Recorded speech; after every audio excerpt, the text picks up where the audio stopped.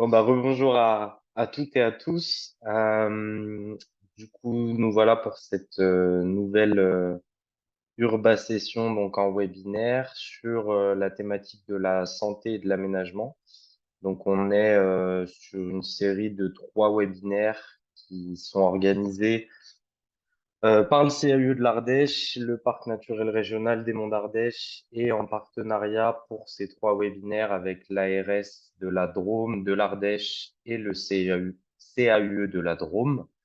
Donc cette session aujourd'hui, on va parler essentiellement de zéro phyto dans les espaces publics avec quelques zooms, vous verrez ça tout à l'heure. Et une troisième qui sera à venir au mois d'avril, où là on parlera plus de végétalisation et de désimperméabilisation, notamment autour des cours d'école. Euh, Aujourd'hui, notre intervenant sera Sébastien Gratier, qui représente la structure qui s'appelle Fredon, donc à l'échelle d'Auvergne-Rhône-Alpes, mais il y a un Fredon France aussi. Je laisserai de toute façon Sébastien nous présenter sa structure et les actions qui sont menées par Fredon. Eh ben, merci pour la petite introduction et du coup bonjour, bonjour à tous. Donc effectivement, on se retrouve autour de ce webinaire axé sur le zéro phyto. Donc je me présente donc rapidement. Donc Sébastien Gratier, je suis responsable du pôle santé environnement au sein de Fredon Auvergne-Rhône-Alpes. Et je vais commencer du coup ma petite présentation par quelques slides sur la présentation de notre structure.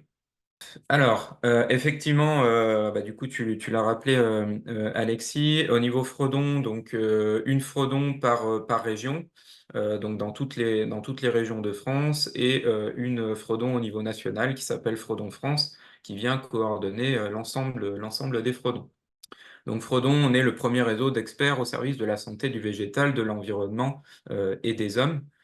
On a plusieurs champs d'activité qu'on résume en trois axes ou trois piliers. La santé du végétal, la santé de l'environnement et la santé des hommes.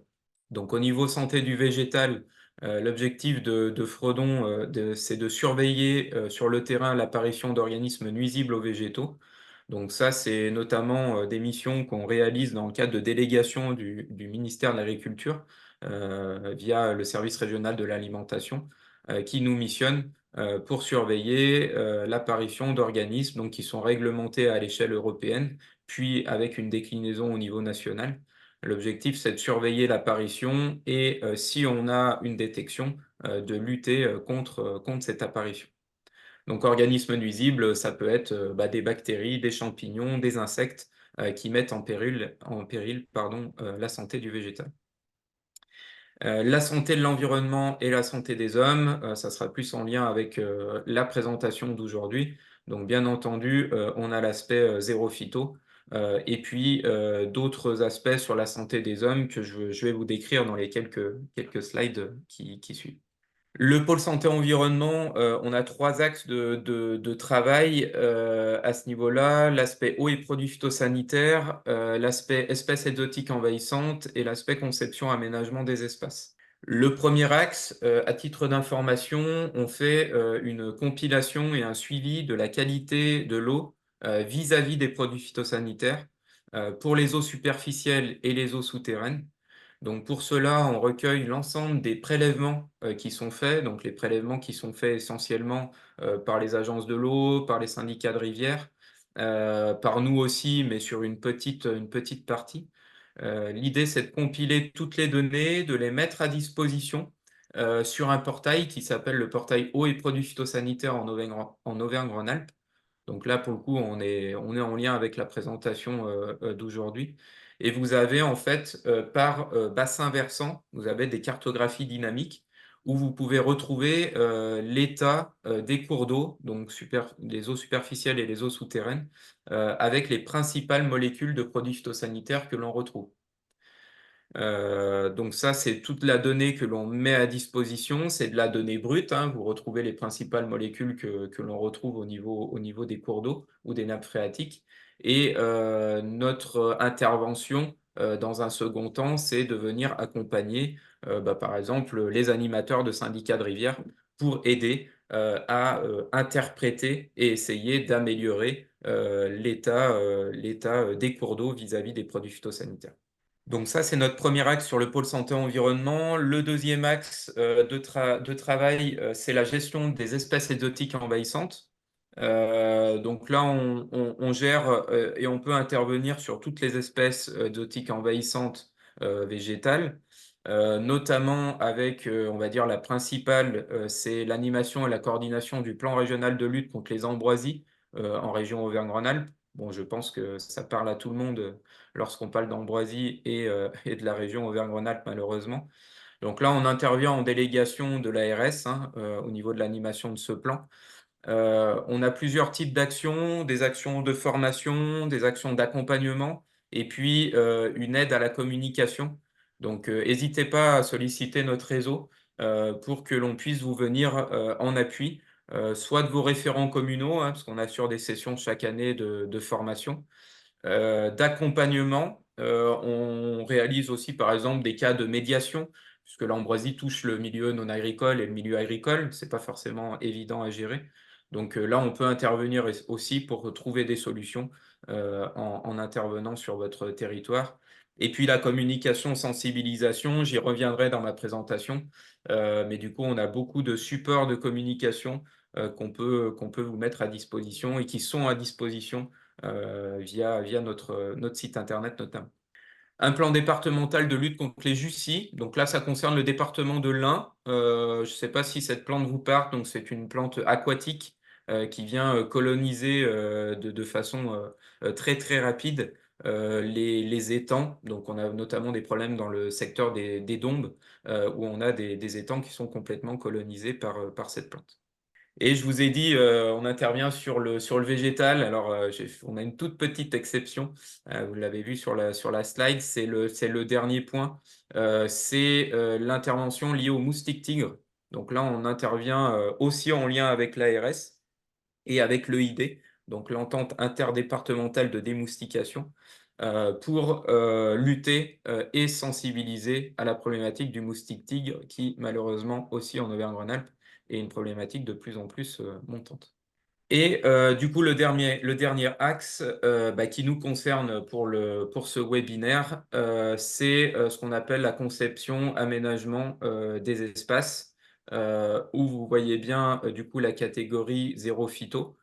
Donc, pour information, notre réseau, ça fait aujourd'hui, on va dire, entre 15 et 20 ans qu'on intervient sur des accompagnements au zéro phyto.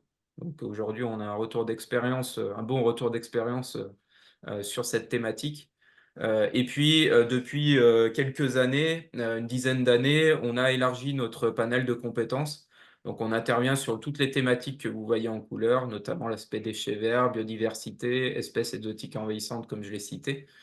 Et il y a deux thématiques qui sont montantes, mais il me semble que ça concerne un de vos webinaires suivants, notamment sur l'aspect désimperméabilisation, adaptation au changement climatique. Et clairement, là, c'est des thématiques qui sont montantes où on a beaucoup, beaucoup de sollicitations, de questions, notamment de la part des collectivités pour s'adapter. Différents publics, je cite souvent l'aspect collectivité, mais on intervient aujourd'hui auprès d'industriels, de camping, de bailleurs, de gestionnaires de terrains sportifs, etc. Et puis, vous avez en périphérie du cercle les types d'accompagnement qui sont assez variés. Donc, on peut intervenir sur des actions de formation, voilà, comme on peut le faire actuellement, sur de l'expertise conseil, sur de la réunion d'échanges techniques, sur de la communication, sur de l'accompagnement technique, etc. Voilà pour la présentation de notre réseau. J'ai fait court, voilà, pour donner un petit panel sur un axe de développement santé-environnement. Si vous avez des questions ou si vous souhaitez avoir plus d'infos sur le réseau Fredon, vous pourrez bien évidemment me recontacter à l'issue du webinaire. On va rentrer du coup dans le vif du sujet. Donc la présentation qu'on a construite, elle va se faire en 3 temps. Donc le premier temps, c'est de vous donner un petit peu les clés sur comment arriver à un zéro phyto durable dans le temps, donc qui puisse être tenu. On fera un petit temps d'échange, questions-réponses, si vous en avez au fur et à mesure à l'issue de ce premier axe. Le deuxième, c'est un focus sur le zéro phyto dans les cimetières. Et le troisième axe, c'est un focus sur le zéro phyto pour les terrains sportifs. Un tout premier point, un point réglementaire. Alors, vous inquiétez pas, je vais pas faire ma présentation toute sur la réglementation du zéro phyto. Simplement, ça nous paraissait important de le réaborder, notamment sur le dernier arrêté donc interministériel qui réglemente l'utilisation des produits phytosanitaires dans les milieux non agricoles. Donc, c'est l'arrêté du 15 janvier 2021 qui vient en prolongement de la loi Labbé. Je pense que la loi Labbé, ça parle à tout le monde. Et en fait, on avait des premières restrictions d'usage de produits phytosanitaires dans les lieux publics. Et il y avait encore quelques exceptions. Et du coup, cet arrêté-là a renforcé les interdictions et a notamment intégré d'autres zones depuis le 1er juillet 2022. Donc, vous les avez sur la slide. Le dernier point, vous voyez que par exemple, les cimetières et les terrains de sport sont bien du coup aujourd'hui concernés par l'interdiction d'utilisation des produits phytosanitaires. Pour être très précis dans l'aspect réglementaire, il y a une petite exception pour les terrains de sport avec une interdiction en 2 temps. Alors, ça concerne uniquement les terrains dits de grands jeux. Donc là, c'est plutôt des terrains sur du très, très haut niveau. Donc là, on a une interdiction qui s'appliquera au 1er janvier 2025. Donc il y a un petit pas de temps. Bon, là, c'est vraiment pour entrer dans le détail. Sinon, pour toutes les autres zones, elles sont bien concernées par cette interdiction. La dernière diapo sur l'aspect réglementaire, c'est peut-être une réglementation que vous connaissez un tout petit peu moins. Enfin, je ne sais pas. C'est l'utilisation des produits phytosanitaires sur des parcelles agricoles qui peuvent être à proximité des lieux publics ou des habitations. Et je ne sais pas si vous vous êtes déjà rendu compte, mais parfois à proximité des lieux publics, s'il y a une parcelle agricole attenante ou d'une habitation, il y a parfois une zone qui est non cultivée. Alors la zone peut être plus ou moins large, de 5, 10 à 20 mètres, tout simplement parce qu'il y a l'interdiction d'utiliser des produits phytosanitaires sur ces zones-là en fonction des produits utilisés. Donc ça concerne le milieu agricole, mais du coup, ça peut concerner les secteurs publics ou les secteurs privés si on est à proximité de ces zones. Voilà pour le petit aspect réglementaire, pour les derniers textes en vigueur. Et pour terminer un petit peu sur la partie réglementaire et définition, on parle de produits phytosanitaires. C'est une catégorie de produits qui rentre dans une catégorie plus large qu'on appelle les pesticides, au sens large. Mais à l'intérieur des pesticides, vous avez les produits phytosanitaires et les produits biocides. Produits phytosanitaires et produits biocides, ce ne sont pas les mêmes produits. En tout cas, l'usage est différent. Sur des produits phytosanitaires, on va vraiment avoir un usage qui a pour but de protéger les plantes contre les ravageurs et les maladies ou de lutter contre les adventices. Donc là, on va avoir un usage qui est principalement au niveau agriculture et du coup au niveau espace vert. Et quand on parlait de la réglementation et de la loi Labbé, on parle bien de ces produits-là. Et donc là, on a toute une réglementation qui dépend du ministère de l'Agriculture. Et du coup, on a par exemple des certificats obligatoires pour l'utilisation de produits phytosanitaires qui s'appellent le Certifito, aujourd'hui appelé certificat individuel.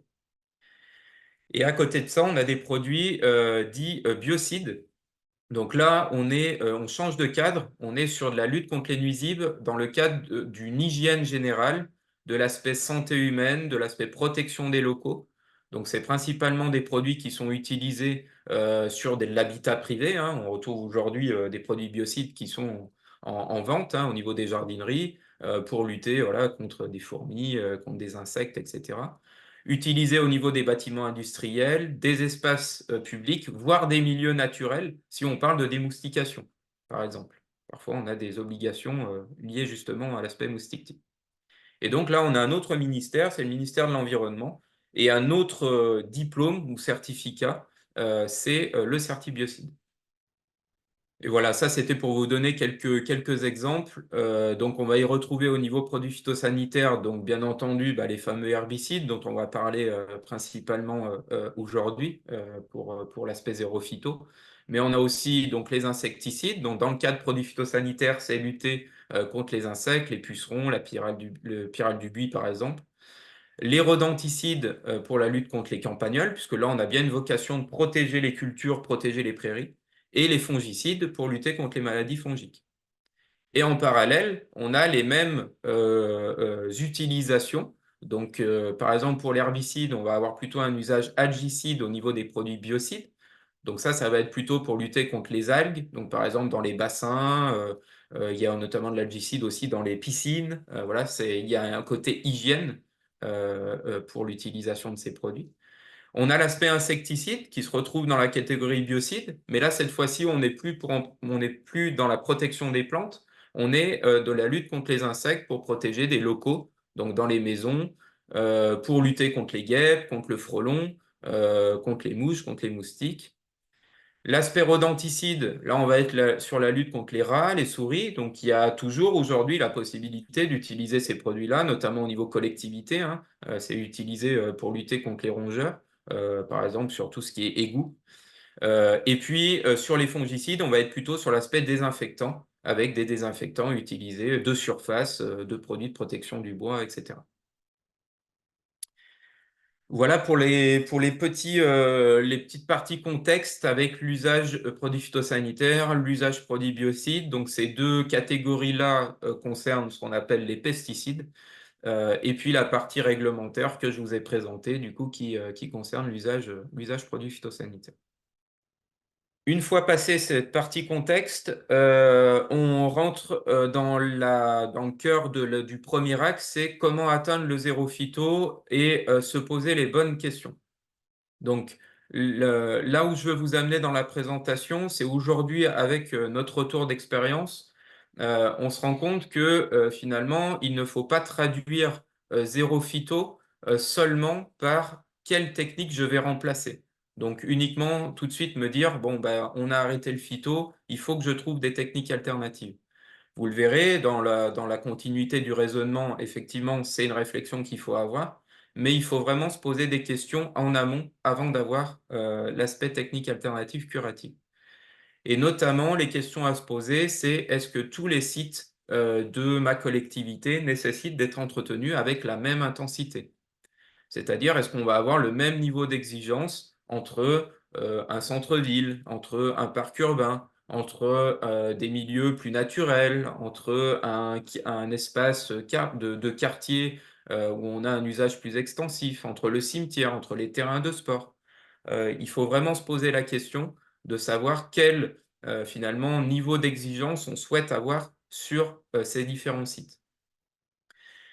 Tout ça dans l'optique de pouvoir finalement se dégager du temps pour le réinjecter sur justement l'utilisation, par exemple, de techniques alternatives.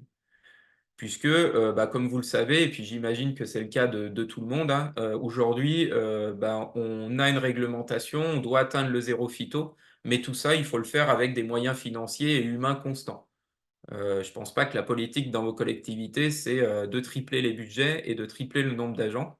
Si c'est le cas, c'est bien, mais c'est sûrement pas le cas. Donc il faut faire avec les moyens que l'on a. Et pour ça, il faut forcément repasser par cette partie stratégie et repenser l'entretien au niveau de la collectivité. Alors, ça passe notamment par la classification des espaces. Alors là, je vous ai mis à titre d'exemple, hein, mais bien entendu, c'est à adapter en fonction de vos contextes. On parle souvent de classes de gestion. On parle souvent entre 3 et 4 classes de gestion, justement pour avoir ces catégories d'espaces avec une classe 1 où on va avoir un entretien plutôt régulier. Donc là, on va avoir, par exemple, une moindre acceptation de végétation spontanée, donc avec des techniques appropriées. Et puis, plus on va aller vers une classe 2, classe 3, classe 4, plus on va avoir un entretien plus extensif. Et ça va nous permettre à l'échelle de la collectivité de définir ce qu'on appelle une stratégie d'intervention. Donc finalement, ces classes de gestion, une fois qu'elles sont posées, vous allez pouvoir classer au niveau de vos espaces communaux, finalement se dire cet espace-là, il rentre dans une classe 1, cet espace-là dans une classe 2, etc. Associé à cette classification, on va avoir une stratégie d'intervention, c'est-à-dire un cahier des charges d'entretien. Et ça, c'est important de le formaliser. Parfois, il y a souvent voilà, des choses qui sont faites au niveau des collectivités en disant oui, bien sûr qu'on n'entretient pas les espaces de la même façon, mais cette stratégie, parfois, elle n'est pas formalisée. Et par retour d'expérience, on se rend compte que c'est important de poser ça sur le papier, d'avoir une classification, un plan au niveau des espaces, tout simplement pour le valider déjà au niveau élu, puisque il y a un vrai choix politique derrière hein, au niveau de l'entretien des espaces. Et ça, c'est important que cette stratégie-là soit validée au niveau des élus. Et puis que la stratégie soit travaillée également avec le technique, pour que derrière le plan soit approprié et mis en œuvre. Et tout ça, si on ne formalise pas, finalement, on est souvent sur oui, je pense qu'on entretient comme ça cet espace-là, mais finalement, on peut peut-être y revenir parce que, il y a eu une plainte d'un habitant en disant: «Tiens, là, vous n'êtes pas intervenu», donc parfois on intervient sur base d'une plainte et finalement, on se rend compte que, on se disperse un petit peu et qu'on n'arrive pas à optimiser notre temps. Alors que lorsqu'on formalise ce plan de gestion, ça permet une validation au niveau de la commune, une acceptation, une appropriation au niveau des agents. Et là, on a vraiment un plan opérationnel et déployé sur la commune. Il y a des petites astuces aussi. J'ai mis la petite photo que vous avez sur la diapositive à droite. Je le fais très rapidement parce que je sais que je suis contraint par le temps. Mais c'est un petit lien. Par exemple, on avait changé en termes de gestion au niveau d'un parc, d'une collectivité. Les espaces que vous voyez en vert et en jaune, c'était des espaces qui étaient tondus régulièrement, donc 10 à 12 fois, 10 à 12 fois par an. Et puis, au niveau on a mis en place, du coup, un plan de gestion différencié avec la collectivité et puis on est passé, sur une stratégie différente en disant: «On va faucher ces espaces». Parce que, voilà, je vous passe les détails, il n'y avait pas forcément d'intérêt de les garder tondus, ils n'étaient pas utilisés. Donc on est passé sur de la fauche, donc 1 à 2 fauches par an. Ce projet-là, la première année, c'est pas passé du tout au niveau des habitants. Donc le maire nous avait recontactés, nous avait dit: «Non, mais moi je veux refaire machine arrière, on va repasser sur de la tonte parce que du coup, ça passe pas du tout au niveau communication». Et je lui ai dit: On va essayer une autre chose. Ce qu'on va faire, c'est qu'on va, faire une bande». Donc c'est les bandes que vous avez de chaque côté du cheminement qui sont matérialisées en jaune. Donc c'était une bande, voilà, 1,50 m, 2 m, où là, celle-ci, on va la garder effectivement tondue avec une tonte régulière. Mais par contre, tout le reste de la surface, on va le garder en fauche. Et le maire m'a dit: «Bon, allez, OK, on essaye de tenter ça». Et une fois qu'on a fait ça, plus aucune plainte et le projet, la différence de gestion, était complètement acceptée par les habitants. Tout simplement parce que visuellement, on voyait qu'il y avait un entretien finalement qui était fait. Il y avait une sorte de bande de sécurité, de chaque côté du cheminement. Voilà, on avait souvent des fois des réflexions en disant: «Il y a un serpent qui peut sortir», voilà, donc là, il y avait une visibilité un petit peu plus importante et du coup, le projet a été accepté. Je déborde un petit peu, mais sur le volet communication, pour vous dire que parfois il y a des petites astuces et il faut pas forcément abandonner une stratégie. Là, finalement, au niveau du parc, on se retrouve avec 90 de la surface qui est passée de tonte à de la fauche. Et finalement, on a juste rebasculé en arrière, entre guillemets, 10%. Mais si on n'avait pas fait cette astuce, avec la communication, les plaintes qu'il y avait, le maire de la collectivité a failli faire machine arrière, donc on repassait 100% de la gestion en tonte. Donc voilà, ça c'était pour vous donner un petit retour d'expérience sur des astuces, de se dire que parfois il suffit de pas grand-chose pour que le projet soit accepté. Donc ça, c'était le volet stratégique. Ensuite, il faut se poser une deuxième question, c'est qu'est-ce qu'on peut faire pour prendre des mesures de lutte préventive. C'est-à-dire que effectivement, on passe au zéro phyto, mais est-ce qu'on peut se faciliter la vie en termes de gestion? Est-ce qu'on peut empêcher l'herbe de pousser avant de penser aux techniques alternatives curatives?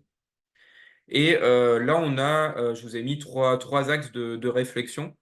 Le premier, c'est du coup la conception des aménagements urbains, donc notamment sur les nouvelles conceptions. Donc là, vraiment penser à prendre en compte l'entretien futur des aménagements quand vous avez des nouveaux projets. Autant sur l'urbanisation existante, bah, effectivement, hein, il faut faire avec. Donc là, il faut trouver des solutions. Autant sur les nouveaux projets, il y a la possibilité d'améliorer, de faciliter l'entretien. Alors là, on pourrait en parler, et s'il y a des questions, c'est volontiers. Du coup, je vous ai mis quelques exemples qui permettaient de l'illustrer. On a notamment les problématiques de bordure. On voit par exemple sur la photographie en haut à droite qu'on avait voilà, une double bordure. Donc forcément, double bordure, potentiellement des interstices et potentiellement de la végétation spontanée qui va se développer. Donc avec du phyto, il n'y avait pas de souci, hein, les bordures étaient traitées chimiquement et puis voilà, c'était assez facile. Là, on voit par exemple juste le cheminement de la balayeuse avec les arbres aussi qui sont intégrés. Finalement, voilà, la balayeuse a des difficultés pour atteindre les différentes bordures. Donc voilà, ça, pensez vraiment à prendre en compte dans la conception. Malheureusement, je vois encore voilà, des nouveaux projets aujourd'hui qui n'est pas forcément adapté ou en tout cas dont l'entretien pourrait être pris en compte de façon plus importante pour faciliter la gestion en zéro phyto. Le deuxième axe sur les mesures de lutte préventive, c'est du coup le paillage. Bon, là, le paillage, je pense qu'aujourd'hui, c'est une pratique qui est généralisée, hein, qu'on retrouve sur bon nombre de collectivités. Il y a plusieurs moyens de pailler, donc avec voilà, différents types de paillage. Bon, je n'ai pas forcément la possibilité de rentrer dans le détail. Ce qui marche bien aujourd'hui, il y a de plus en plus la réutilisation du broyat de branches, hein. Si vous avez des possibilités d'avoir un broyeur, soit à l'échelle parfois de la communauté de communes, soit si vous avez de la chance au niveau de votre collectivité. Donc de broyer les déchets de taille et puis de les réutiliser en paillage.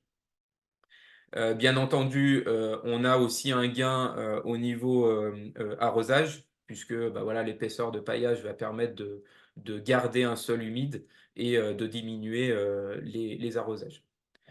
Juste en termes de vigilance sur le paillage, il y a certains paillages qui peuvent avoir, comment on pourrait dire, qui sont moins compatibles avec certains végétaux. Je pense par exemple à de l'écorce de pin. L'écorce de pin, on va avoir tendance à acidifier un petit peu les sols. Donc il faut avoir une vigilance sur les types de végétaux que vous avez dans vos massifs.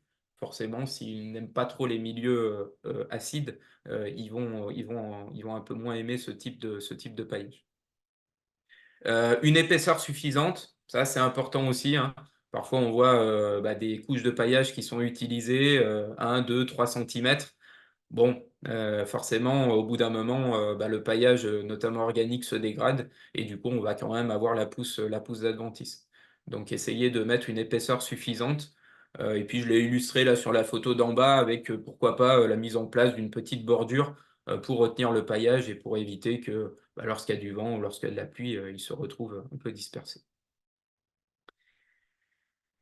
Et le dernier axe sur les techniques préventives, c'est les plantes couvre-sol qui sont souvent négligées, mais qui peuvent très bien fonctionner, notamment en pied d'arbre, hein. Donc là aussi, on a des plantes en fonction des milieux que vous avez, en fonction des situations, qui peuvent très bien s'adapter. On peut avoir voilà, des pervenches, du géranium, alors pas le géranium classique horticole, hein, mais le géranium macrorhizome notamment, qui est une plante vivace, du sédum, tous ces types de végétaux se développent sur des milieux qui sont assez pauvres, qui colonisent de façon dense le milieu, par exemple un pied d'arbre, et qui va venir du coup faciliter l'entretien et limiter la pousse des adventices, et donc forcément la non-utilisation de produits phytosanitaires. Et une fois qu'on a balayé les techniques préventives, on peut se poser la question à ce moment-là de quels sont les besoins en techniques alternatives curatives. Mais vous voyez, le cheminement, pour moi, c'est vraiment pas cette question-là qu'il faut se poser dans un premier temps, notamment pour avoir une gestion durable dans le temps, le zéro phyto durable. Et il faut vraiment repenser stratégie dans un premier temps. Pour moi, c'est l'essentiel. Toutes les collectivités qui ont aujourd'hui un vrai succès sur le zéro phyto et sur la gestion différenciée, c'est qu'il y a eu ce volet stratégique qui a été posé. Le préventif, et ensuite, on peut se poser la question des techniques curatives. Alors, j'ai mis quelques techniques curatives, hein. On est contraint aussi par le temps, donc je vais pas les détailler.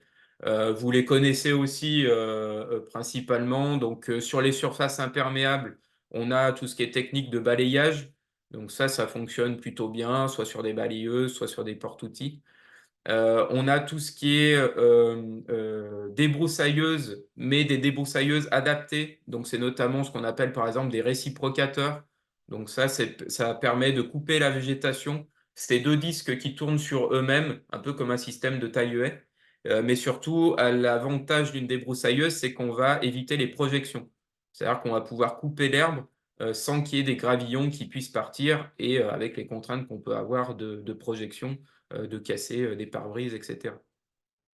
On a les outils manuels aussi, hein, forcément, voilà, qui peuvent très bien fonctionner. Et puis le désherbage thermique. Alors, je fais un tout petit focus de 30 secondes dessus. Un petit retour d'expérience aussi. Pour moi, il n'y a aucune technique alternative à mettre à la poubelle, entre guillemets. Elles sont vraiment adaptées en fonction de vos situations. Il n'y a pas une technique miracle. C'est sûr qu'il ne faut pas remplacer tout ce qui est entretien, par exemple par du thermique, ça n'a pas de sens. Mais par contre, du désherbage thermique bien utilisé peut permettre d'entretenir une surface réduite. Je pense par exemple à une surface pavée, je ne sais pas, une petite surface pavée qui peut se retrouver au niveau d'un parvis, d'une église, d'une mairie, d'un cimetière. Utiliser un désherbage thermique sur ce type de surface permet d'avoir un contrôle de la végétation et ça marche plutôt bien. Par contre, effectivement, il faut avoir une formation adéquate. C'est-à-dire que le désherbage thermique, il ne se passe pas sur une plante qui fait 30 cm de haut. C'est sûr que là, passer du thermique dessus, attendre que la plante s'enflamme, là, il faut vite arrêter le thermique, c'est sûr. Par contre, si vous êtes sur une surface pavée et que vous avez des adventices qui sont vraiment au stade plantule, donc il faut bien entendu être vigilant, hein, notamment au printemps quand on va avoir la reprise. Lorsque vous passez un désherbage thermique sur du stade plantule sur une surface limitée, ça marche très bien. Alors bien sûr, il faut les répéter, hein, ces actions-là, hein, comme toutes les techniques, hein, c'est pas du phyto, il n'y a pas de rémanence, mais en tout cas, ça marche bien. Donc vous voyez, il y a aussi voilà, des techniques qui peuvent être utilisées. Parfois, on a des idées un peu négatives dessus. Ça peut être une solution. Ce n'est pas à l'échelle de toute la commune, bien évidemment. Et puis des techniques sur les surfaces perméables. Donc là, il y a des techniques pour entretenir les sablés, les allées gravillonnées. Donc sur des porte-outils, on a également des outils manuels qui sont plus petits et qui permettent aussi de bien fonctionner, notamment le petit outil que vous avez en bas à droite, qui paraît anodin, mais qui permet d'entretenir alors des surfaces réduites, bien évidemment, en termes de surface perméable. Tout ça doit être lié à la communication. Donc ça, c'est impératif. J'en ai touché du doigt en préambule dans ma présentation. Donc là, c'est comme les techniques alternatives curatives, hein. Il n'y a pas de technique miracle. Il y a un panel d'outils de communication à utiliser. Je vous ai mis quelques slides dessus. Tout le monde n'est pas sensible à la même communication. Donc il faut vraiment varier. Vous pouvez avoir par exemple, la distribution, voilà, sur certaines communes, je sais que ça se fait de distribution de sachets de graines qui permet de communiquer auprès des habitants, des réunions, des supports de type exposition, des panneaux que vous pouvez mettre directement sur site qui permet de communiquer pour justement justifier pourquoi il y a un changement au niveau visuel, des articles insérés dans les bulletins municipaux. Pour info, au niveau Fredon, on a un panel d'outils de communication. Vous pouvez retrouver notamment sur notre site internet avec un certain nombre d'outils qui peuvent être mis à disposition des collectivités. On avait fait aussi des clips vidéo, pareil, hein, ils sont en libre accès. C'était des clips vidéo alors très courts, de 40 à 50 secondes, plutôt sur un volet humoristique. Si vous avez la curiosité d'aller les voir, ils sont plutôt, voilà, plutôt bien faits. Et ils permettent, voilà, de communiquer sur les thématiques que vous avez à l'écran et que vous pouvez mettre à disposition, par exemple, sur le site internet de votre collectivité. Et puis un certain nombre de guides également, voilà, qui de façon un peu plus élargie sur les déchets verts, alors qu'on a appelé nous les trésors verts, la gestion du zéro phyto sur les terrains de sport qu'on va aborder, les espèces exotiques envahissantes, des astuces pour le jardinier aussi amateur, hein, pour lui donner un peu des clés pour que lui aussi puisse entretenir, notamment sans produits phytosanitaires, les espaces à son niveau. Voilà pour la première partie. Du coup, effectivement, pour terminer la présentation, donc 2 axes, cimetière et terrain de sport. Alors, vous l'avez compris, du coup, aussi en lien avec la réglementation, parce que c'était les 2 espaces où il y avait une exception dans le cadre de la loi Labbé.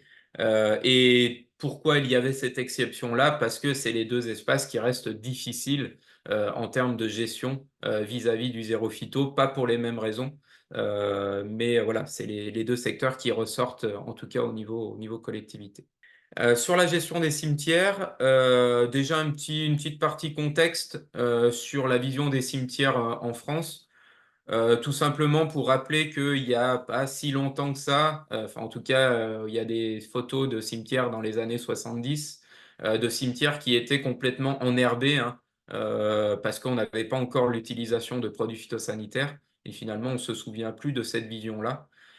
Et dès qu'on a eu l'utilisation et l'apparition des produits phytosanitaires, les sites ont été désherbés massivement et on est passé sur des ambiances qui étaient complètement minérales, ce qui n'était pas le cas avant.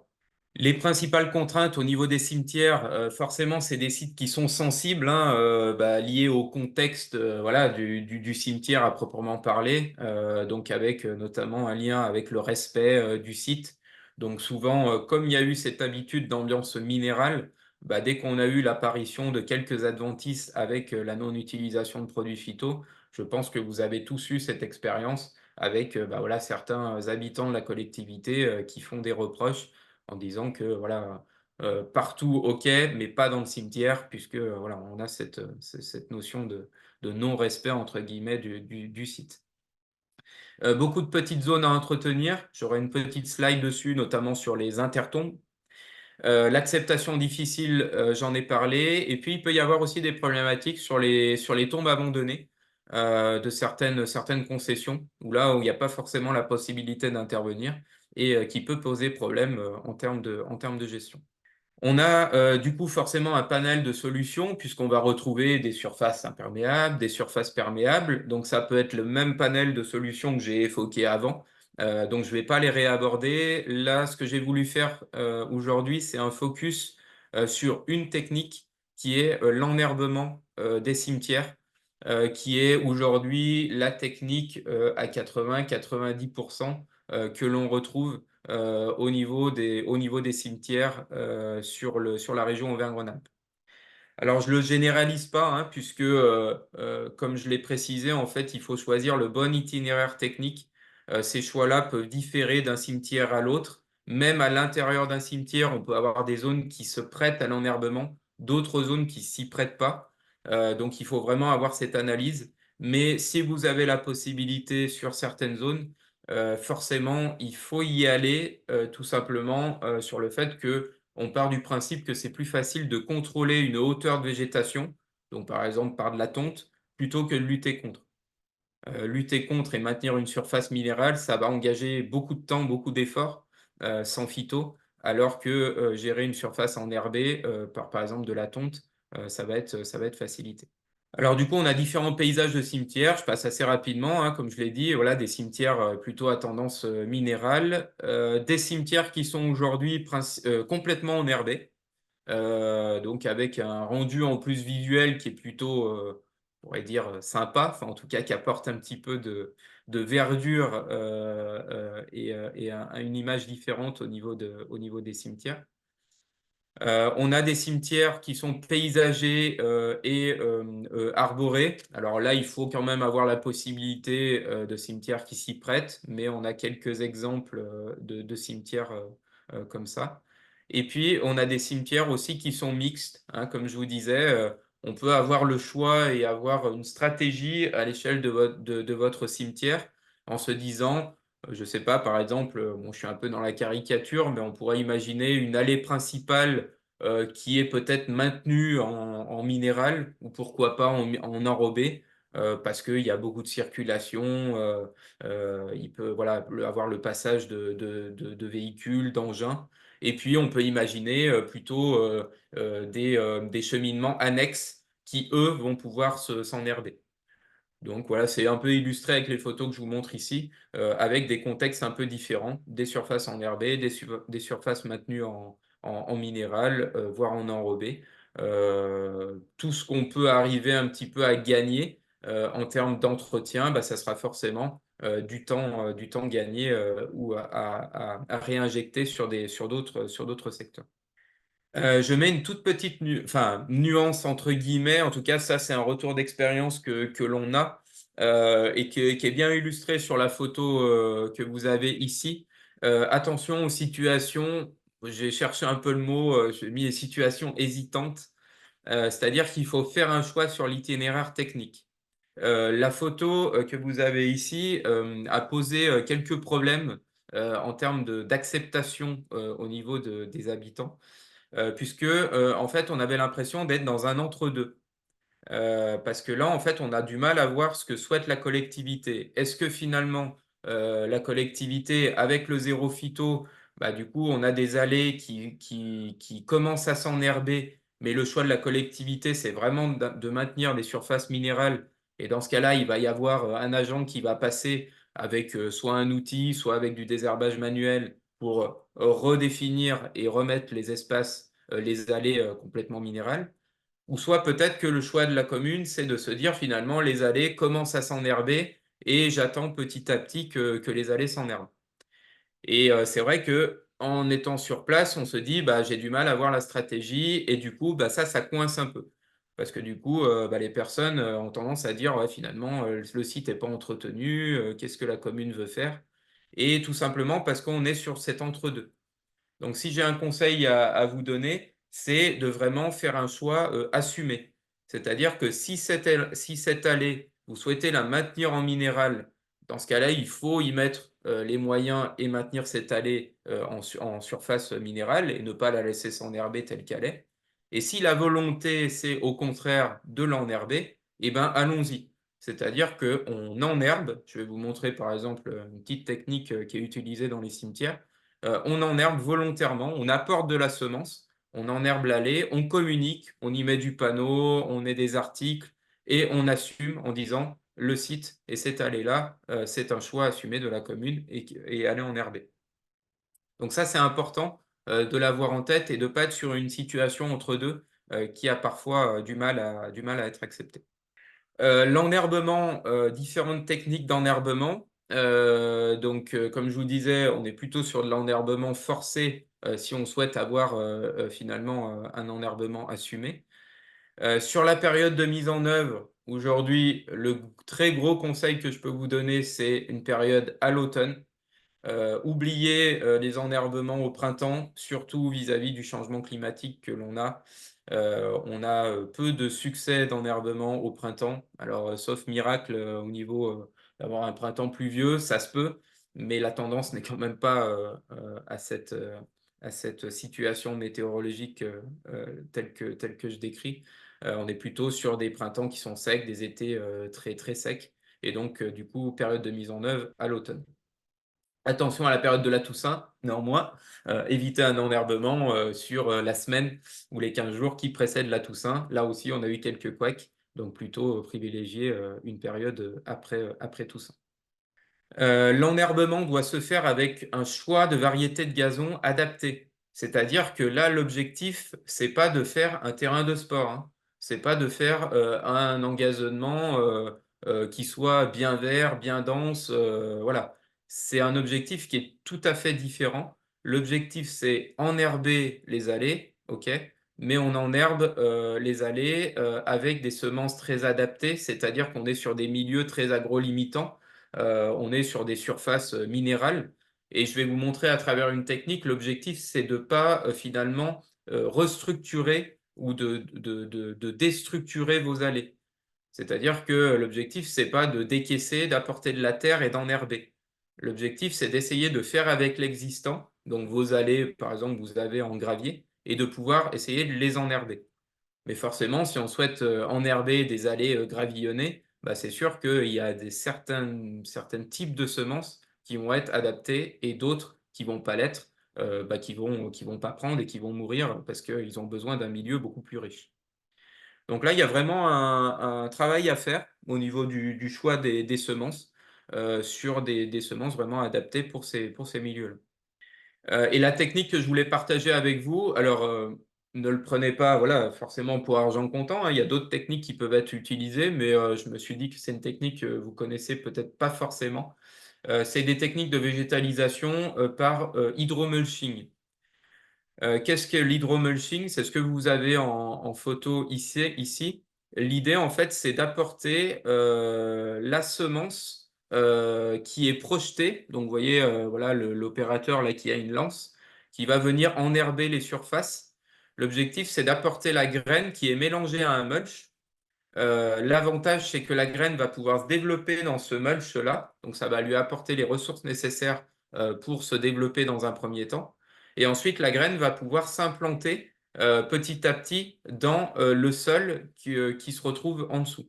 Donc, l'avantage, c'est que, comme je le disais tout à l'heure, vous n'avez pas besoin de déstructurer vos allées, c'est-à-dire que vous n'allez pas décaisser et puis apporter de la terre. Vous allez pouvoir enherber vos allées avec les surfaces que vous avez actuellement. Alors attention, hein, par contre, effectivement, il faut quand même avoir, si vous avez des surfaces, si vous avez par exemple un gravier épais de 10 centimètres, c'est sûr que là, en fait, les semences vont se développer dans le mulch, mais au bout d'un moment, lorsqu'elles vont arriver dans le gravier, elles ne pourront pas se développer. Inversement, si vous avez une surface qui est ultra compacte, ça va demander quand même un petit griffage, pourquoi pas un petit apport de compost un petit peu en dessous pour donner quand même un petit peu de matière à la graine pour se développer. Mais l'avantage de cette technique, c'est vraiment de garder vos surfaces et surtout de garder une structure portante. Donc, par exemple, on va y trouver des avantages parce qu'on va avoir des surfaces engazonnées, mais lorsque allez avoir des épisodes pluvieux, bah, finalement, vous pouvez accéder toujours à vos allées sans vous enfoncer dans 10 centimètres de terre. Donc, ça a cet avantage-là. Voilà, j'avais mis quelques. Vous voyez, par exemple, sur la photo de gauche, on voit bien qu'on est sur une surface gravillonnée telle qu'elle était au niveau du cimetière et avec la projection du mulch directement sur cette surface-là. Et voilà ce que ça peut donner voilà, sur des photos. Donc là, enherbement à l'automne et avec une pousse qui se fait au printemps. Attention aussi sur le rendu que vous voulez. Peut-être que là, je l'illustre avec une photo. Je devrais mettre une autre photo aussi en parallèle. On est sur des espèces, comme je vous ai dit, qui sont adaptées à des milieux agrolimitants. L'objectif, c'est pas d'avoir un rendu terrain de sport, chose qu'on peut avoir peut-être un petit peu là, avec des allées bien vertes. Il faut savoir que les principales espèces qui vont être utilisées, c'est plutôt de la graminée, des fétuques.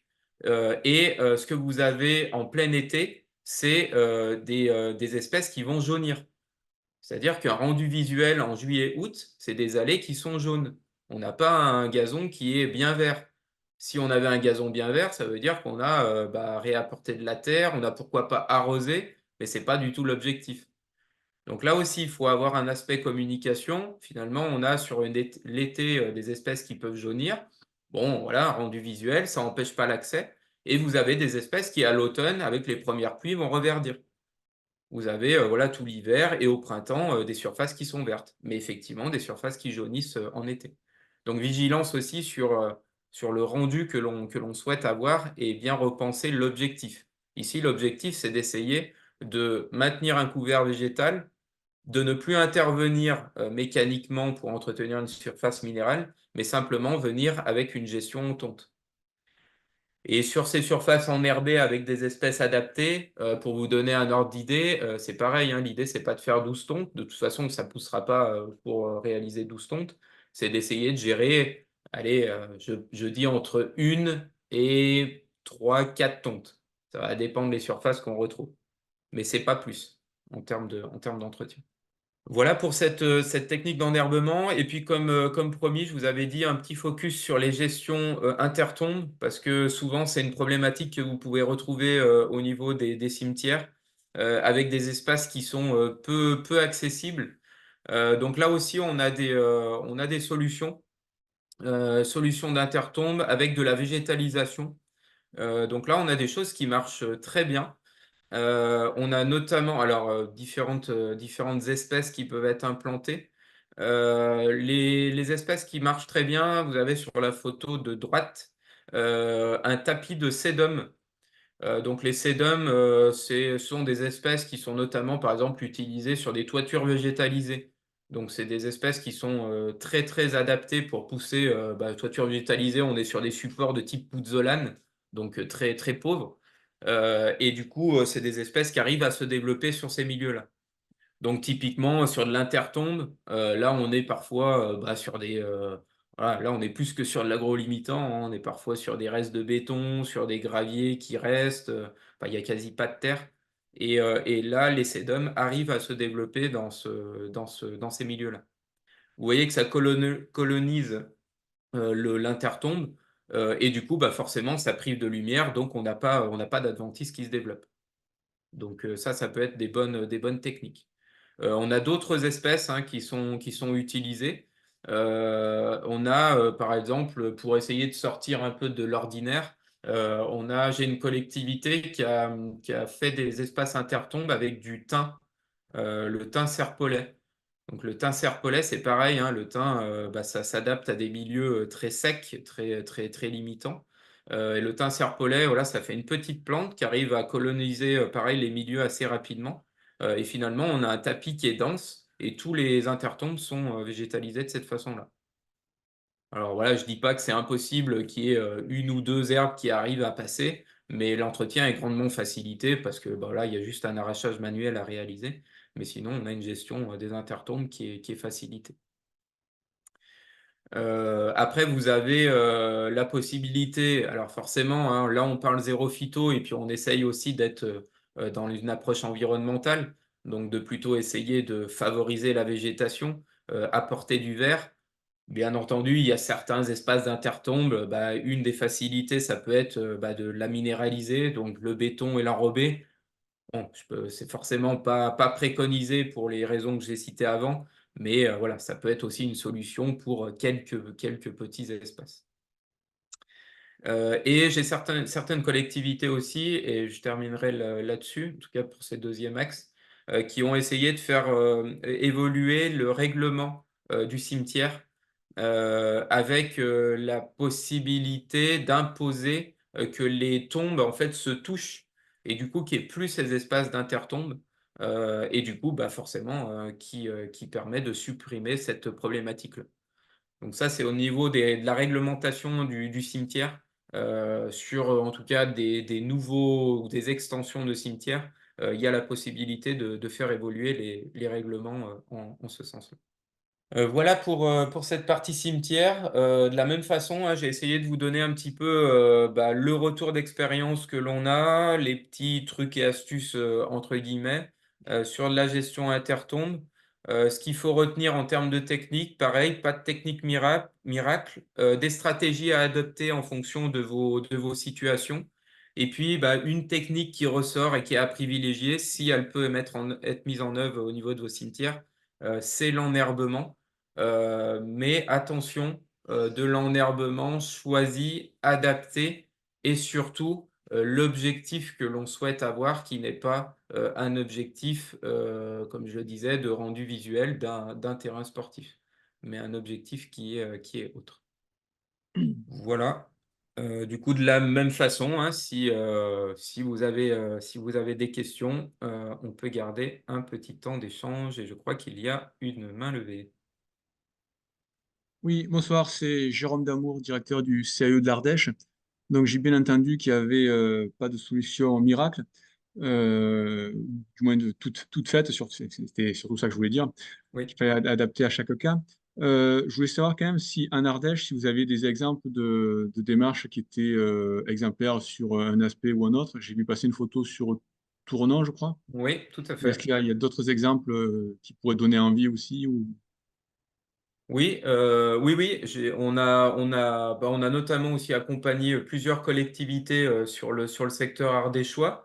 Ça, moi, je pourrais vous faire passer enfin, le nom de collectivités qui ont notamment voilà, des démarches assez avancées sur le zéro phyto, en particulier sur les aspects cimetières, sachant que en fait, on a une cartographie également à l'échelle Auvergne-Rhône-Alpes qui permet d'identifier toutes les collectivités qui sont avec un zéro phyto depuis X années. Donc ça peut vous donner aussi un peu voilà, des pistes sur les collectivités exemplaires. C'est sûrement pas exhaustif, hein. Il y a sûrement voilà, des collectivités qui ont peut-être aussi avancé voilà, de manière indépendante sans qu'on soit dans la boucle.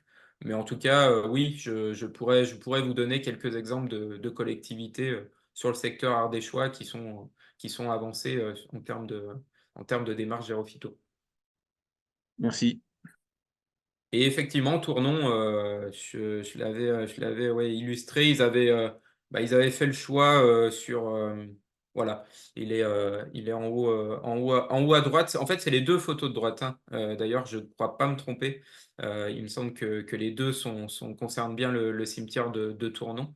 Et du coup, là, ils avaient fait un choix d'itinéraire technique justement adapté en se disant, voilà, on garde les allées principales plutôt en minéral. Bon, voilà, c'était un choix plutôt de la circulation. Et puis des allées, des axes secondaires, comme on voit sur la photo en haut à droite, accès aux tombes qui ont été en herbe. Est-ce qu'il y a d'autres questions? Oui, oui, Agnès Vincent, Mirabel et Blacon dans Drôme. Vous parlez de l'hydromulching. J'ai Oui. vu que c'était une machine particulière pour faire ça.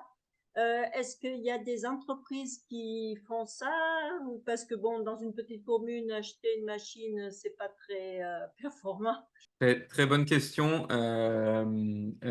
Du coup, par rapport à cette technique-là, en fait, il y a plusieurs possibilités. Effectivement, il y a plusieurs entreprises qui ont ce type d'équipement et qui peuvent du coup intervenir pour le compte de la collectivité en prestation de service.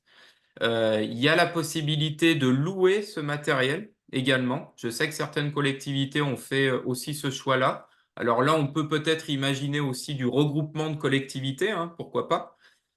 Et dans ce cas-là, en fait, l'entreprise met à disposition le matériel. Il forme, donc vous mettez par exemple un agent référent. Il forme bien entendu à l'utilisation de la machine, donc une formation voilà, d'une à 2 heures. Et puis ensuite, sur la journée, vous êtes autonome pour la mise en œuvre. C'est sur la Drôme des entreprises qui peuvent faire ce genre de spectacle. Non, pas en particulier sur le secteur Drôme.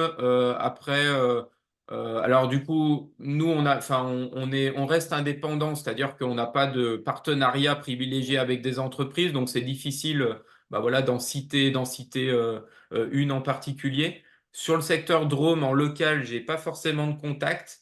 Après, par contre, en termes de contact, je peux mettre plusieurs entreprises pour essayer de rester, voilà. Indépendants avec qu'on connaît, qui ont déjà travaillé avec des collectivités. Mais ça ne sera pas forcément sur le secteur drômois. Après, il faut voir s'ils interviennent voilà, Oui, sur toute la région. Mais en tout cas, il y a ces deux possibilités. Et effectivement, non, on n'est pas sur l'achat de machines, hein, ça c'est oui, sûr.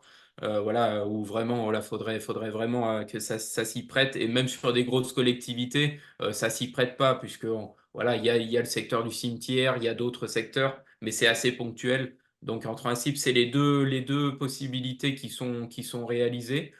Voilà, pas forcément, enfin, avantages, inconvénients dans chacune à voir. En tout cas, sur la location de matériel, après, pour des plus petites communes, ce que j'ai retrouvé sur certains secteurs, c'est des fois une location avec une mise à disposition à l'échelle d'une communauté de communes ou de plusieurs communes. là, il y avait un avantage financier plutôt que de le faire en prestation. Du coup, la dernière partie donc, qui concerne les terrains sportifs. Donc, conduire les terrains sportifs en zéro phyto. Donc, mon objectif là dans la présentation, c'est de vous donner pareil, grandes lignes pour atteindre le zéro phyto sur les terrains de sport. Alors là, il y a des configurations très différentes de terrains sportifs. J'essaye de m'adapter un peu à toutes les configurations que vous pouvez avoir. Voilà, il y a différents niveaux de jeu que vous pouvez avoir au niveau taille de collectivité. En tout cas, les principes que je vais vous illustrer là peuvent s'appliquer à tout niveau et à tout terrain de jeu. Comment on atteint le zéro phyto sur les terrains de sport? Il y a un objectif à avoir, c'est avoir un gazon de qualité, dense et vigoureux. Il faut avoir impérativement ça en tête. Pourquoi? Pourquoi on utilise et pourquoi il y avait l'utilisation de produits phytosanitaires sur les terrains sportifs? Parce qu'on avait la problématique des adventices.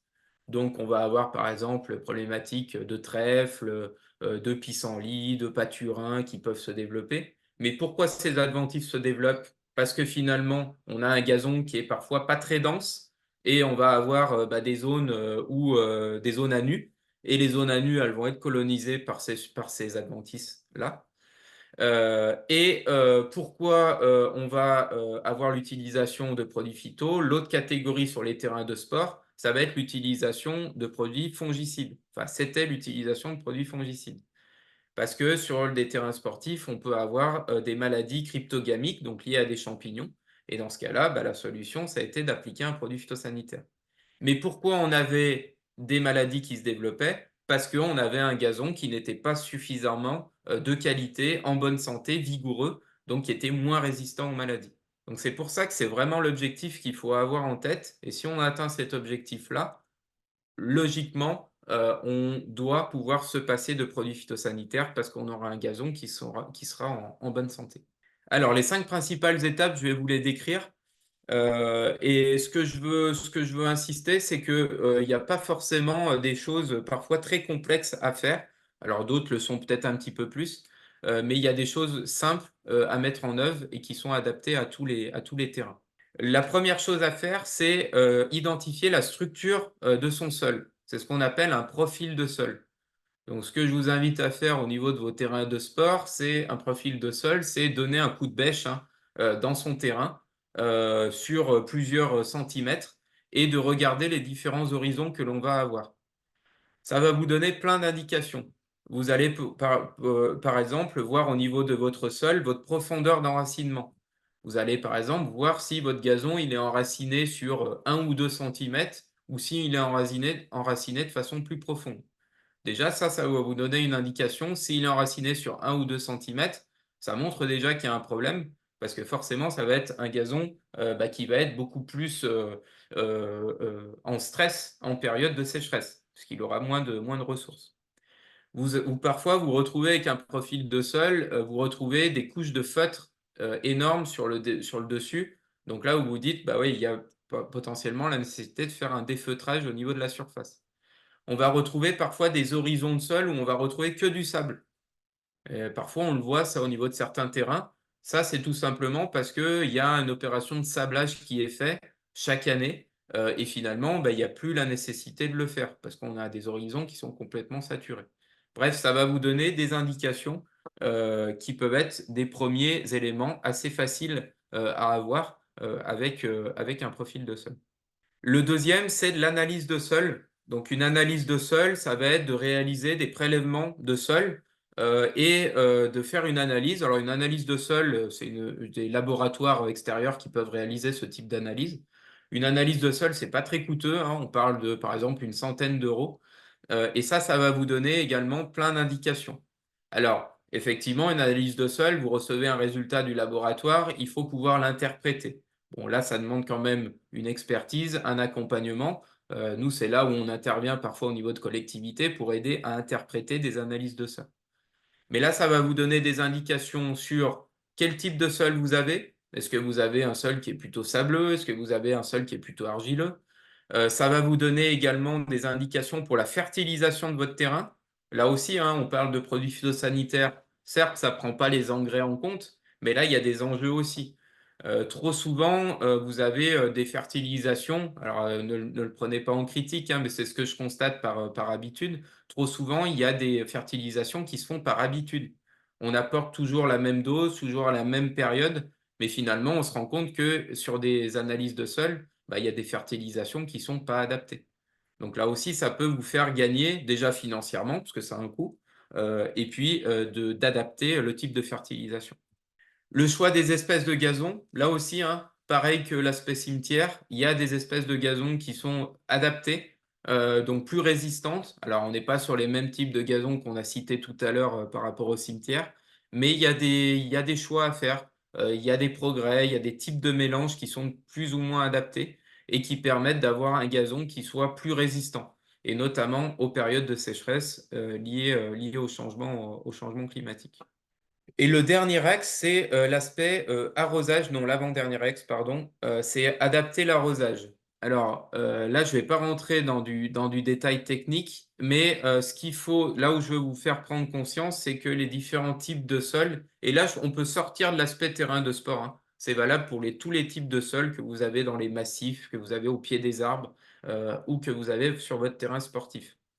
Quand je dis adapter à l'arrosage, c'est apporter la bonne dose et répondre aux besoins du gazon. Tout simplement, si on va apporter trop d'eau, on va favoriser le développement de maladies et donc un problème vis-à-vis du zéro phyto. Et puis inversement, si on n'apporte pas assez d'eau, on va avoir un gazon qui va être en stress et qui ne va pas être de qualité. Tous les types de sols n'acceptent pas la même pluviométrie. Faut savoir que par exemple, si vous êtes sur des sols légers, on va avoir des sols qui vont accepter un certain nombre d'apports en eau, mais cet apport en eau, il va par exemple avoir besoin d'être apporté de façon plus longue dans le temps. Et puis, on va avoir des sols moyens, des sols lourds. En fait, tous les sols se comportent différemment. Ce qu'on voit au niveau de l'arrosage, c'est que parfois on a un arrosage aussi par habitude en disant on déclenche l'arrosage, je dis n'importe quoi, voilà, 2 fois par semaine avec pendant 1 heure. Mais finalement, on a des sols qui sont pas en capacité d'absorber l'eau qui va être apportée en 1 heure. Il faudrait peut-être l'apporter en 2 ou 3 heures. Ou inversement, finalement, 1 heure c'est trop, et au bout d'une demi-heure, on a un sol qui est saturé en eau. Donc finalement, on a gâché 30 minutes d'arrosage, et forcément, on a apporté trop d'eau. Et on sait tous qu'au-delà de l'aspect phyto, bien entendu, il y a un aspect changement climatique, économie d'eau, qui est à prendre en compte aujourd'hui. Et pour illustrer ça, je voulais juste vous partager un petit retour d'expérience. Alors c'est pareil, hein, vous allez me dire, parfois ça peut paraître technique, mais il y a des petits moyens assez simples pour finalement se dire, est-ce que mon sol a besoin d'eau ou pas? C'est une étude qui date un peu, mais je la trouve toujours pertinente. Alors là, pour le coup, c'est de l'arrosage de pieds d'arbres, hein, sur de la plantation d'arbres, mais on pourrait faire le parallèle sur le terrain de sport, sur le gazon. Vous avez en fait 2 méthodes d'intervention au niveau de l'arrosage. La première, c'est l'intervention par habitude. Donc là, il va y avoir une méthode traditionnelle. Donc ça va être l'apport de 100 litres d'eau par pied d'arbre tous les 15 jours. On se dit, voilà, il y a besoin d'apporter cette eau pour que mon arbre ait suffisamment d'eau. Et puis la deuxième méthode, ça a été d'apporter ce qu'on appelle une sonde tensiométrique. Ça, vous pouvez le mettre, par exemple, au niveau de vos terrains sportifs. Une sonde tensiométrique, c'est du matériel qui n'est pas très coûteux non plus. C'est des sondes que vous enfoncez à l'intérieur du sol. Et en fait, vous allez avoir la possibilité de connaître le taux d'humidité de votre sol. Soit avec un relevé manuel ou un relevé automatique, c'est-à-dire que lorsque vous relevez votre sonde, je le fais dans la caricature, hein, mais grosso modo, ça va vous dire votre sol, pour l'instant, il a encore de l'eau et il n'y a pas la nécessité d'arroser. Ou au contraire, à un moment donné, vous allez faire votre relevé et puis là, ça va vous dire, ouais, et cette fois-ci, la réserve utile du sol est vide et il faut apporter de l'eau. Et regardez la comparaison entre, donc, il y avait un arbre d'alignement avec donc la méthode traditionnelle et des arbres d'alignement avec la pose de sonde tensiométrique. Et du coup, on se rend compte que sur les deux, donc vous avez la méthode traditionnelle sur les 3 premières années, Donc, du coup, on avait 10 interventions par an.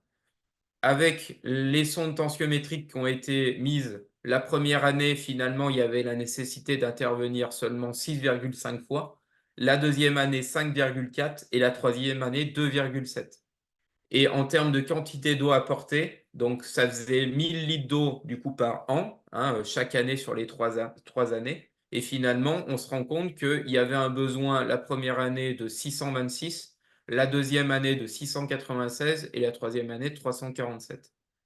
Grosso modo, on est à 50% du nombre d'interventions et du litre d'eau apporté. Donc ça vous donne quand même des indications. Là, vous naviguez pas à vue finalement en disant, bah voilà, on essaye d'arroser, puis on se dit que 1 heure, ça semble suffisant. Finalement, là, on a une vraie interprétation et un vrai dosage au plus juste de l'apport en eau qui est nécessaire pour le développement de la végétation au sens large. Donc ça, c'est quelque chose qui est important, qui n'est pas forcément encore bien pris en compte. Comme je disais, on peut sortir du contexte terrain de sport. Alors, les sondes tensiométriques se mettent au niveau des terrains sportifs, ça s'y prête très bien. Mais vous pouvez le mettre, par exemple, à l'échelle d'un massif, à l'échelle de pieds d'arbre, à l'échelle de jardinière. Et au moins, vous avez finalement la bonne dose apportée et forcément des économies qui sont réalisées. Et la dernière diapositive que je voulais, c'est le cinquième point, c'est mener un entretien complet. Donc là, on va avoir un entretien adapté au niveau de son terrain de sport. Donc, on va avoir notamment un entretien adapté au niveau de la tonte. Donc là, il y a des efforts aussi à faire au niveau des hauteurs de tonte. Essayez de privilégier des hauteurs de tonte les moins courtes possibles. Plus vous allez tondre ras, plus vous allez favoriser la lumière au sol, plus vous allez stresser votre gazon et plus vous avez le développement d'adventice. Donc, n'hésitez pas à relever les hauteurs de coupe pour favoriser un gazon avec un bon enracinement. Je fais toujours le petit aparté pour information, il n'y a aucune hauteur de coupe qui est réglementaire, même à plus haut niveau. Il y a des cahiers des charges, par exemple, de la Fédération française de football. Je ne dis pas qu'il n'y a pas des hauteurs de coupe indiquées, mais c'est des recommandations. Si on lit bien les cahiers des charges, il n'y a aucune obligation. Au niveau de l'aération du sol, au niveau du défeutrage, au niveau du décompactage, au niveau du regarnissage, bon, ça c'est adapté en fonction des terrains que vous avez, mais avoir l'entretien le plus adapté possible, toujours dans l'objectif d'avoir un gazon de qualité dense et vigoureux. Voilà pour l'aspect terrain de sport. Alors bon, je ne sais pas voilà, comment vous êtes concerné par rapport à cette problématique. Comme je le disais, il y a des configurations différentes, voilà, des niveaux différents, des exigences différentes au niveau des terrains. On a élaboré donc des guides techniques. Ils sont à disposition également sur notre site internet. Ils sont en libre accès gratuit. On a un petit guide, celui de gauche, donc qui grosso modo donne les grands principes que je vous ai cités ici. Et puis on a un guide sur la droite qu'on a élaboré avec Plantécité, voilà, qui fait à peu près 200 pages, qui est beaucoup plus technique, mais qui est en libre accès également, que vous pouvez télécharger et qui vous donne vraiment la ligne de conduite et les itinéraires techniques à avoir au niveau des terrains sportifs en zéro phyto. L'objectif, bien entendu, donc c'est le zéro phyto au niveau des terrains de sport et c'est de faire un lien forcément très fort avec la santé des utilisateurs et la santé humaine, puisque les terrains sportifs, l'objectif c'est qu'ils soient utilisés par des professionnels, des amateurs, peu importe, voire par des enfants. Donc du coup, l'enjeu pour tous les utilisateurs, c'est d'avoir de préserver la santé et d'avoir des terrains aujourd'hui qui se retrouvent sans produits phytosanitaires, mais néanmoins qui sont adaptés à l'usage dont ils ont la vocation à être soit du football, soit du rugby, etc. J'en ai terminé, j'ai dit la dernière diapositive, c'est faux, je vous ai menti, il y en a encore une. C'est juste à titre d'ouverture et après on prendra les questions si vous en avez. On avait fait, quand je dis on, là pour le coup c'est au niveau du réseau Frodon, on avait fait une série de webinaires qui s'appelait Ma commune 10 ans zéro phyto. D'ailleurs, vous étiez preneur aussi de collectivités en Ardèche. Il faudrait que je les reconsulte, je les ai plus en tête, mais on avait un certain nombre de témoignages. Et il me semble qu'il y avait des communes du territoire. On avait fait 4 webinaires. Donc zéro phyto, une démarche globale, végétalisation des espaces publics, et puis 2 webinaires du coup en lien avec les cimetières et les terrains de sport. Ils sont toujours en consultation.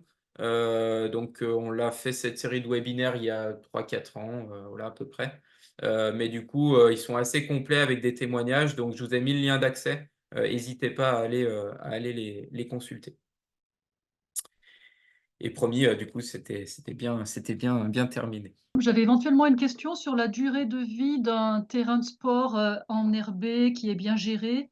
Combien de temps la commune peut espérer le garder voilà, sans avoir à remettre du budget de semences. Voilà. Quelle est la durée de vie finalement d'un terrain de sport bien géré, quoi? Alors, difficile d'avoir une réponse type. Alors, forcément, l'idée, c'est de le garder, on va dire, à vie, hein, son Oui, terrain de sport. Mais par contre, il y a forcément quand même de l'investissement à avoir. oui, d'accord. La question, c'est vrai que je ne l'ai pas abordée, mais votre question me fait penser à un point, c'est l'utilisation des terrains Oui, également à prendre en oui, compte parce que souvent aussi ce que l'on voit, c'est des terrains parfois qui sont surutilisés. c'est Alors je ça. sais que c'est pas évident, hein, parfois au niveau de collectivité, hein, pas forcément le choix entre 8 terrains, mais c'est Mm. sûr que la surutilisation forcément va entraîner bah, du coup voilà, bah, de l'arrachage du gazon, Voilà, certaines problématiques qui vont demander du coup forcément un investissement derrière avec un regarnissage bah, assez régulier pour toujours garder ce gazon de qualité dense et vigoureux. Donc, j'ai envie de dire, c'est difficile à répondre, ça dépend des cas, mais c'est vrai que votre question est bonne puisque ça fait soulever l'aspect utilisation à bien avoir en tête et essayer bah, de laisser reposer, de ne pas surutiliser les terrains. Ça va vraiment dans l'optique de diminuer l'investissement à faire sur ces espaces-là. tout à fait. Merci. Pas de souci. Et quand je disais aussi tout à l'heure les premières étapes, hein, les analyses de sol, les profils de sol, là aussi il y a vraiment un gain à avoir. Alors parfois ça peut justement permettre de réinvestir financièrement plutôt sur du regarnissage ou plutôt sur une technique d'entretien, par exemple, je sais pas, un décompactage qui va être un peu plus coûteux. Mais par contre sur les étapes précédentes, avec par exemple l'aspect fertilisation qu'on fait parfois par habitude et qui a un certain budget, bah là, peut-être qu'on va pouvoir gagner en disant bah, finalement, notre opération de sablage qu'on fait chaque année, notre fertilisation qu'on fait chaque année, on va pouvoir l'adapter, peut-être réduire les coûts à ce niveau-là pour le réinvestir sur du regarnissage ou d'autres opérations d'entretien. Peut-être avant de clôturer ce webinaire, juste vous rappeler et vous informer que le 8 avril prochain, du coup, il y aura le dernier webinaire de ce chapeau santé aménagement. Portera donc sur notamment la place de l'arbre et, euh, et la place qu'on doit lui laisser dans les aménagements urbains et un retour d'expérience sur Cornas autour d'un projet de désimperméabilisation, revégétalisation d'une cour d'école. Sébastien, merci beaucoup pour ton intervention. Effectivement, c'était clair et complet.